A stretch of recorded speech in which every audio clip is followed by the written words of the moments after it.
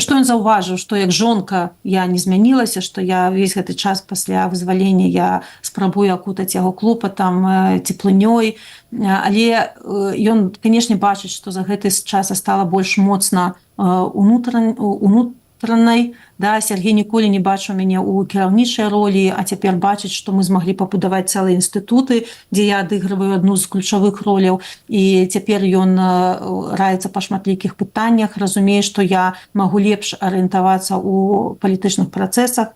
Ён бачыць, што я стала менш, што мяне стала нашмат цяжэй пакрыўдзіць звонку, што я не звяртаю увагу на дэструктыўную крытыку, бо раней я была вельмі там эмацыйным чалавекам. Як ён кажа, ты лідар у палітычным жыцці, там, у грамадскім жыцці, а дома я все равно буду галоўным. Ну, добра.